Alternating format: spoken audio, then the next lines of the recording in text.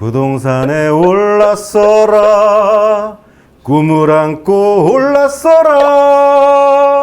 안녕하세요. 부동산연구소 김앤정 정직한 변호사 정재욱입니다. 네, 안녕하세요. 하바 김변민입니다. 교수님 그러면 예. 자 관망하자 좋습니다. 이 사람들은 그럼 언제까지 어떻게 기다려야 되는지 이게 어느 되게, 타이밍까지? 되게 답변하기 힘든 질문이긴 해요. 그럼 이분들이 지금 할 수 있는 초이스는 아마 갑자기 매매 시장을 가지 못하잖아요. 이거는 사실 정책 실패니까. 그러니까 지금 정부가 빨리 할 일은 뭐냐면요. 이 사람들이 서울시에서 주택을 공급받을 수 있는다는 안심을 시키기 위해서 분양시장을 빨리 활성화시켜야 돼요. 청약할 수 있는 기회를 넣고 이 사람들이 서울에서 집 살 상황은 아니잖아요. 그렇다고 하면은 미래의 공급에 대한 비전을 보여줘야 되는 게 맞고요.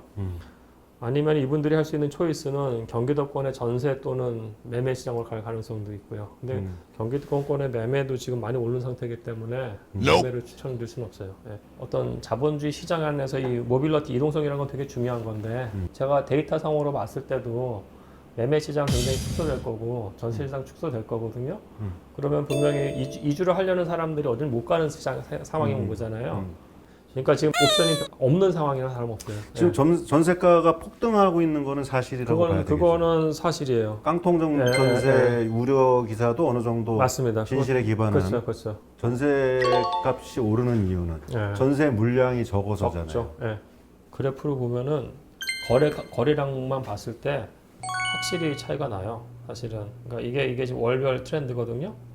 2월 달에 12,000건이 거래가 됐어요. 그 다음에 쭉 들어가도 이제 8,600건인데 역대급으로 가장 낮은 수준이잖아요, 사실은. 거기다가 지금 그 재개발 재건축하는 데 있어서 네. 분양권, 입주권을 받으려면 2년 이상 거주 요건을 이번에 또 추가했어요. 그렇죠. 예. 그러면 거기에 살고 있지 않는 집주인들이 들어가서 살아야 살아야죠. 돼요. 그렇죠. 있는 전세 내쫓고 예.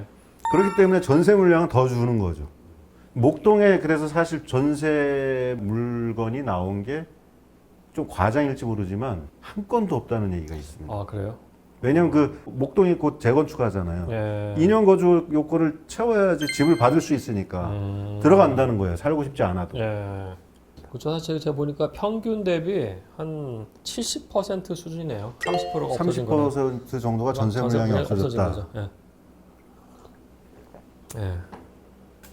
근데 이건 8월 달이니까 9월 달은 더 심각하겠죠, 사실은. 그 아이쇼핑하고 지금 관망하고 기다려야 하는 사람들이 이 전세가 폭등이라는 문제도 이제 감수하고 고통을 안아야겠다. 지고 살아야겠다. 그런 생각이 되겠죠. 드네요. 예, 그렇게 되겠죠. 어떻게 해결해야 되나요? 교수님?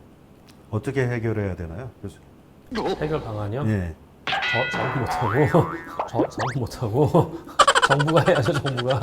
정부가 저번에 말씀드렸다시피 그 민간이 이제 적정한 가격대 아파트도 공급할 수 있도록 공급 측면에서도 인센티브를 줘야 되고요. 네. 매수자의 경우에도 중산층 이하의 사회적 약자한테는 예를 들어 가지고 모기지 같은 것들 굉장히 장기로 저리로 하는 상품을 좀 내줘야 돼요. 예, 그래야지 살 수가 있을 거예요. 듣고 계시는지 모르겠지만 좀 해주세요. 지금 사실 뭐 토끼몰이를 당하는 느낌이 들어요. 주인 소유자한테는 보유세가 저는 보유를 해본 적이 없지 않습니까? 제가 왜 이렇게 보유한 사람들을 편을 들고 있지? 이게 존재와 의식의 괴리를 지금 겪고 있는데 약간 불합리한 건 불합리한 거니까.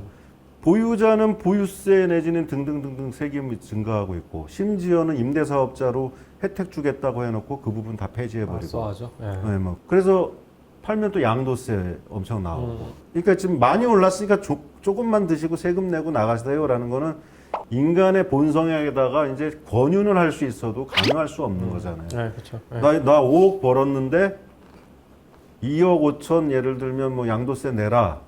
그것도 아까운 거거든요. 개인 입장에서는. 아니 근데 그분들은 한 뭐 2017, 18년에 샀으면은 사실은 양도 차익은 많이 발생을 했잖아요. 네. 예. 그러니까 손해는 안 봐요. 결국 손해는 안 보는 건데. 그리고 또 신규 주택을 소유하려고 하는 사람에게는 돈을 조달하는 그쵸, 길을 다 많았죠. 막아버렸어요. 예, 예. 사회적 약자, 중산층 이하, 어차피 소득 보면 다 나오니까 그 사람들한테는 LTV, DTI 규제를 좀 풀어줘야 돼요. 네. 그 사람들은 집을 사야 될 사람들이기 때문에. 지금 청년들 같은 경우에도 그렇죠. 그렇고 네. 은행에서 자금을 조달하지 않으면 어떻게 집을 구입하겠어요. 그렇죠. 네. 말씀드렸지만 이거는 분명히 그 DTI, LTV 규제는 금융위원회가 은행의 금융기관의 재무 건전성, 경영 건전성을 확보하기 위한 제도입니다. 그래서 그거를 확보하기 위한 제도를 활용해서 이 주택 마련을 위한 금융을 차단하거나 네. 극히 제한하는 거는 좀 잘못됐다. 어떤 사람들은 아무리 부자여도 그 자기 부가 부동산에 있다고 하면은 급전패를 때도 있고 다른 뭐 용처가 필요할 때도 있잖아요. 네. 그럼 거기서 파이낸스가 안 나오면 딴 데서 파이낸스를 해야 되는데 그 사람들이 사실은 딴 데서 파이낸스 할 때 보면 뭐 높은 이자율도 빌릴 수도 있는 거잖아요. 그죠? 그럼 이 사람들도 피해를 보는 거니까 규제가 이런 식으로 이루어지는 건 사실은 온당하지는 것 같지가 않아요. 저도. 예. 그러니까 제가 사실 서울시에서 쉐어하우스 지을 때 융자를 했어요. 그래서 그거를 갚으려고 했는데 저희가 만든 쉐어하우스가 그래도 담보 가치가 나올 수가 있잖아요. 근데 이제 창구 지도 명목으로 그게 안 나와요. 대출이 안 돼요. 그래서 제가 그걸 못 갚고 있어요, 지금 사실. 그래서 굉장히 고리로 한 7% 이자를 내고 있어요. 제가 사실 쉐어하우스 하면서 그 임대를 거의 안 올렸거든요. 제가 청년 주거복지 관심 있어가지고 2016년부터. 근데 약간 올려야겠더라고요. 제가 못 살 것 같아. 은행들도 엄청 싫어하겠다. 음영 엄청 싫어하죠. 저거 다 자꾸 얼마 빌려줄 수 있고 이자 받을 수 있는데 그렇죠. 네. 왜 저걸 막고 있느냐 뭐 이런 은행들도 돈을 벌어야 되잖아요. 사실은. 그럼요. 그걸로 돈 버는 건데 은행들도 황당해해요. 사실은. 네.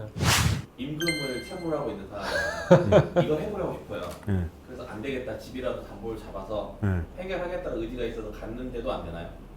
안 될 지금 거예요. 안 돼요. 예. 네, 지금 안 돼요. 아파트 15 이상의 담보를 가지고 할 수 있는 거는 생활안정자금 1억. 그럼 계속 저는 연 임금 체불을 하는 악덕업주가 되는 건가요?